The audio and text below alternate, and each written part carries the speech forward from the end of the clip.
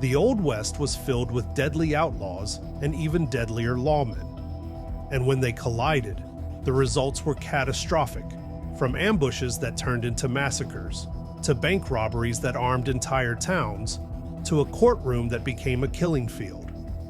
These are the deadliest shootouts of the Old West. Gunfight at the OK Corral, October 26, 1881, Tombstone, Arizona. Two factions had been circling each other for months, the Earp brothers and Doc Holliday on one side, the Cochise County Cowboys gang on the other. A feud over money, politics, and control of Tombstone finally broke open in a vacant lot near the OK Corral. 30 shots in 30 seconds left 3 men dead, but the killing didn't stop there.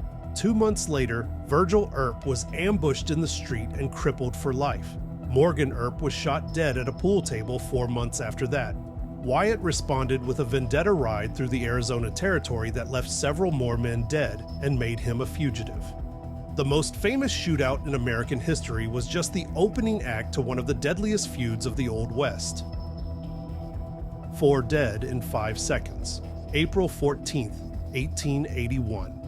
In 1881, El Paso was a border boomtown with 4 railroads, scores of saloons, and a marshal's job that had turned over 6 times in 8 months. By April, the town drunk was wearing the badge because he was the only man willing to take it. Then, Dallas Stoudenmeyer, a 6'4" Texas Ranger with a reputation for gunfighting, pinned it on. 3 days later, a heavily intoxicated rancher and suspected cattle rustler named John Hale grabbed George Campbell's pistol in a saloon argument and shot Constable Gus Kremkow in the chest. Stoudenmeyer was next door, heard the shot, and hit the street running with both guns out. His first shot, fired on the move, caught an innocent bystander running for cover. His second shot caught Hale between the eyes as he peeked around an adobe pillar. The dying Kremkow, bleeding out on the saloon floor, mistook Hale's friend George Campbell for his shooter and put 2 rounds into him, breaking his wrist and punching through his foot. Campbell grabbed his gun off the ground with his good hand.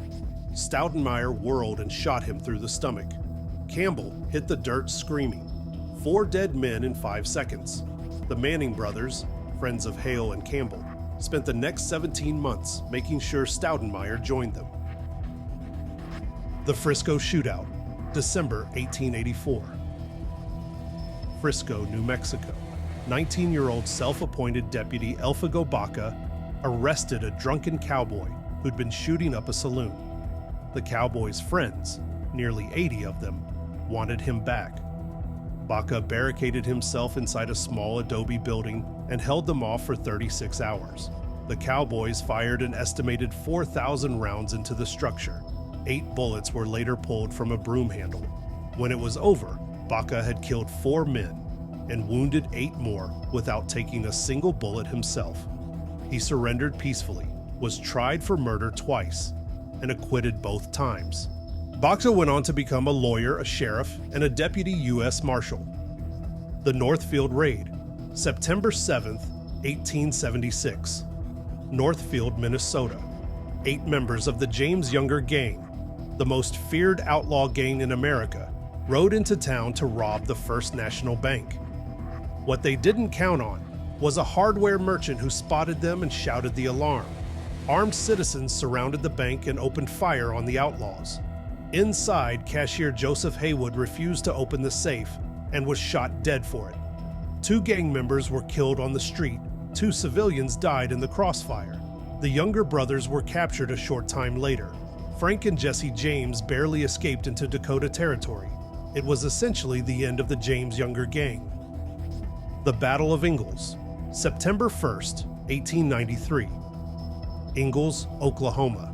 U.S. Marshals tracked the Doolin-Dalton gang to a small prairie town and moved in for the arrest with a poorly thought-out plan. What they didn't account for was Arkansas Tom Jones, one gang member who wasn't in the saloon with the others. He was in a hotel attic with his rifle. From that elevated position, Jones pinned down the marshals in the street below, shooting Deputy Marshal Thomas Houston dead. Gang leader Bill Doolin shot and killed Special Deputy Marshal Richard Speed. During the heat of the battle, the outlaws broke from the saloon to the livery stable next door to make their escape. In the chaos, Bill Dalton shot Deputy Marshal Lafayette Shadley. In the end, 3 marshals and 1 civilian were dead. The Doolin-Dalton gang scattered into Indian Territory. Arkansas Tom Jones was the only one captured after a deputy threw dynamite into his room. The gunfight at Hyde Park, August 19, 1871, Newton, Kansas. Mike McCluskey had killed a man named Billy Bailey in a street fight 8 days earlier and came back to town only after he learned he wouldn't face punishment. Several of Bailey's friends swore revenge and found him at a faro table in Tuttle's dance hall. A cowboy named Hugh Anderson walked straight up to McCluskey, called him a coward, and shot him in the neck. When McCluskey hit the floor and his pistol misfired, Anderson stood over him and kept shooting him in the back. What nobody accounted for was James Riley, an 18-year-old dying of tuberculosis who McCluskey had taken in off the street. Riley had never fired a gun at a man in his life. He pulled 2 Colts and emptied both into the smoke-filled room, shooting 7 men. Anderson crawled out alive. Riley walked out the door and was never seen again. The Battle of Lincoln, July 1878. Lincoln, New Mexico. The Lincoln County War had been building for months, a commercial feud between rival factions that had already claimed the lives of rancher John Tunstall and Sheriff William Brady. When it finally broke open in July, it lasted 5 days and included nearly 200 participants. The Regulators, a group that included Richard Brewer, Doc Scurlock, and a young outlaw named William Bonney, were pinned inside Alexander McSween's house by the rival posse. On July 18th, a cavalry detachment arrived to end the battle. On the 4th night, though, the house was set on fire. Several Regulators were shot trying to escape through the flames, including Alexander McSween. 7 people were dead by the time it was over. Bonnie, Billy the Kid, ran through the gunfire, disappeared into the dark, and became a legend. The Dalton Raid on Coffeyville, October 5, 1892, Coffeyville, Kansas. Bob Dalton had one ambition: to outdo Jesse James by robbing 2 banks simultaneously in broad daylight. His brother Emmett, however, was against the idea. He had gone to school at Robbins Corners near Coffeyville and knew several hundred people in town. He was afraid some of his friends would be hurt, but Bob assured him there would not be any shooting and that it would all be over before anyone knew what happened. The plan was that Bob and Emmett were to rob the First National Bank, while Grat Dalton, Dick Broadwell, and Bill Powers robbed the Condon Bank across the street. The plan fell apart almost immediately. Several workers and storekeepers recognized the men right away. Very soon, half the businessmen around the plaza knew what was going on, and the message quickly passed throughout the town that the Daltons were robbing both banks.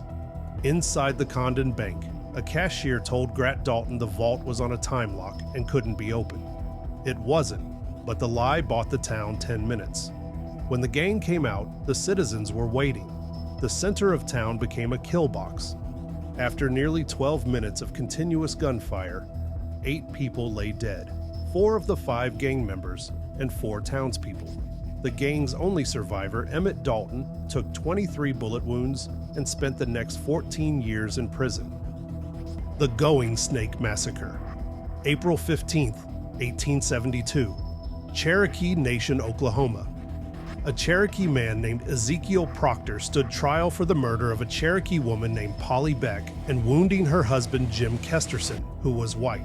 The trial was set to take place within the Cherokee Nation courts, but because Kesterson was white, the U.S. District Court in Arkansas said it had jurisdiction to prosecute Proctor for his attack on the non-native. A U.S. Marshal's detail of 10 rode to the schoolhouse where the trial was being held. Their orders were to arrest Proctor on federal charges the moment the Cherokee court acquitted him. They were met by a heavily armed crowd of natives who had no interest in standing down and letting the marshals have their way. History differs on who fired first, but when the shooting started, 8 members of the federal contingent were killed, the single largest loss of U.S. Marshals in American history. 3 Cherokee were dead. Scores of people were wounded. The following day, the Cherokee court delivered its verdict for Ezekiel Proctor, not guilty.